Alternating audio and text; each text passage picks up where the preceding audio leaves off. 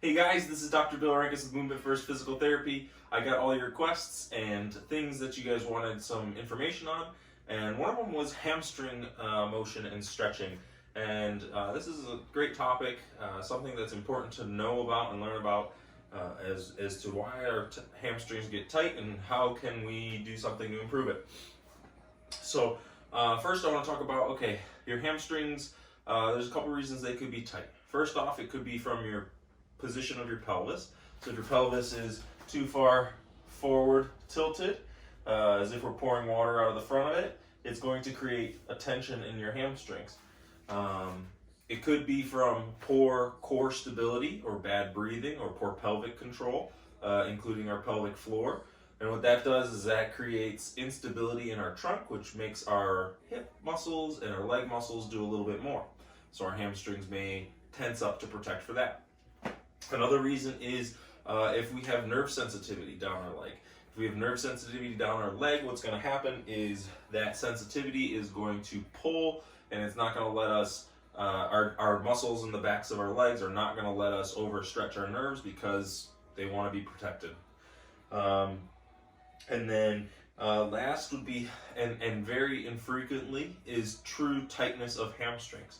So true tightness of hamstrings is if you were casted in a knee bent position, or you had surgery, or something happened where you had to be in a bent knee position for extended time, and that hamstring was shortened.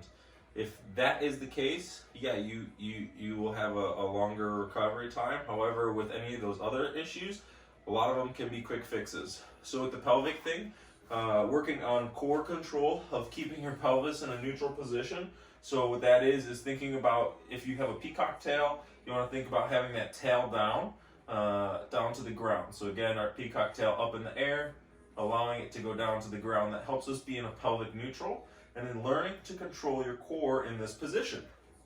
So that's with your planks, that's with your bridges, that's with your lunges, squats, everything that you're doing, making sure that you're doing it with a pelvic neutral so that your hips aren't your hamstrings aren't at a disadvantage already. Next, we talked about breathing, making sure that you can breathe and use your pelvic floor. That's not going to be for this video. Another one though that I didn't mention is hip control. If we are not using our butt muscles properly, we're going to overuse our hamstring muscles, and that compensation is not something that they're strong enough to do. And so what will happen is they're going to tighten up to protect. So making sure that you're using your hip muscles well with your squatting, your hinging, your lunging, your running, walking even, just making sure that you can use those muscles. All right, so let's talk about nerves. One of the ways to test your hamstrings range of motion is just rewind to assess first. So one way to test it is bending forward. Can you touch your toes without letting your knees bend? Okay? And if you do you shift your hips one way or the other? Some people will need to bend one knee and then they'll be fine. Some people need to bend both knees and then they're fine. So when I look at that and I say, okay, you can't do that, one of the first things I do is take out the tension of your nerves. So how you do that is take a block. Here I have a piece of wood, almost as if I'm in a high heel position. And from here, can I bend forward and touch my toes? And does it improve? Okay? And if it improves, what I'll have you do is I'll have you 10 to 20 reps of that, and then retest it with your heels on the ground to see if that tension improved. Okay? So we're going to start here. 1, 2, and 10. And then again, just retesting to see, did that improve? Even with just those little ones, that improved my sensation of how I felt bending forward. Okay, so that is telling us, okay, nerve control. Core control, what you can do is, I'm going to grab a shoe, or you could grab a foam roller or a pillow, and you're going to squeeze it between your legs. Squeeze it between your knees. Squeeze. And bend forward and see if that improves your symptoms. Again, if you're squeezing, what that does is that engages some of your core muscles, and if you can improve that, that improves your hamstring strength, that tells you it's a little bit of your core control and your strength and your ability to activate your core when you're doing bending activities. All right. So next, I'd like to just show 3 other stretches that you can do that are gonna, again, just promote pliability of the hamstring. If it is a true shortening of the hamstring, it's gonna take a lot of these stretches, a long period of time. However, if you experience results in a short period of time, that's just saying your hamstrings are compensating for something. So first, easy hamstring stretch. You're sitting at the front edge of your chair. Your knee's going to be as straight as it can be.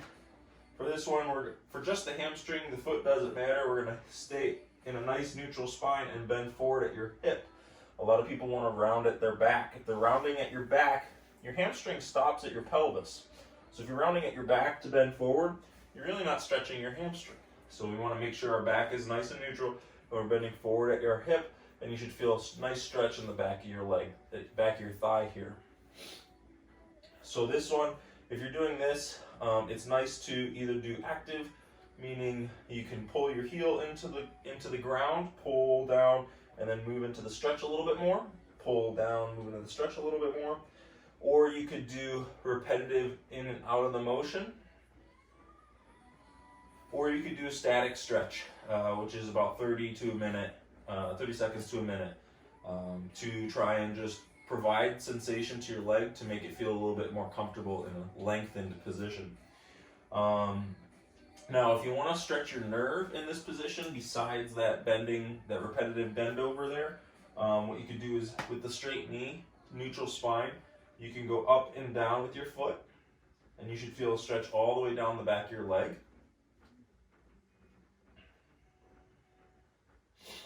Or you could hold your foot up and turn your hip in. And again, you should feel that down the back of your leg. You can feel that into your heel, into your foot, into your calf as well. And those are all fine places to feel that stretch. Another good hamstring stretch I like to do is a bent over and put your butt up in the air, because what we're doing is we're stretching it a little bit higher in the hamstring. So I'm going to bend forward, have my shins stay vertical, and then I'm going to stick my butt up in the air, try and straighten my knees, and I feel a nice stretch on the back of my hamstrings. And I want to try and hold that for about 30 seconds. Breathing.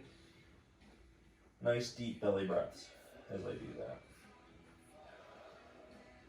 Okay, and then again up in the air with the hips.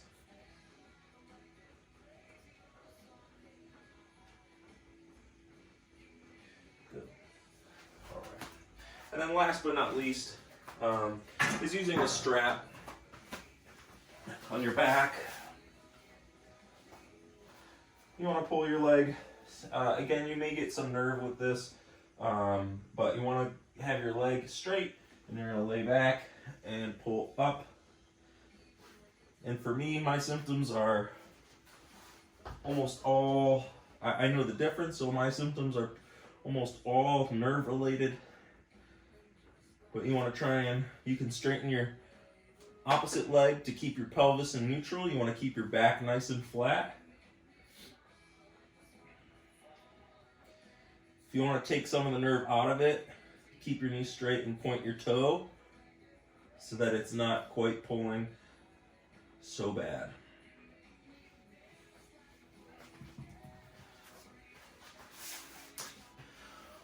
All right, so besides mobility drills on your hamstrings, or besides stretching and whatnot, you can do some foam rolling on your hamstrings if you want to try and get them to relax. If there's any muscle knots in the hamstring, using a foam roller on them is going to be helpful. Another thing that I stress to people is strength, strength, strength. Not only of your hamstrings, but of your hips. Make sure that your glute muscles are firing properly, and make sure your hamstrings are strong enough so that if they are not strong enough, they are going to tense to protect. They don't want to get hurt, and so the weaker they are, the more likely they are going to be to tense.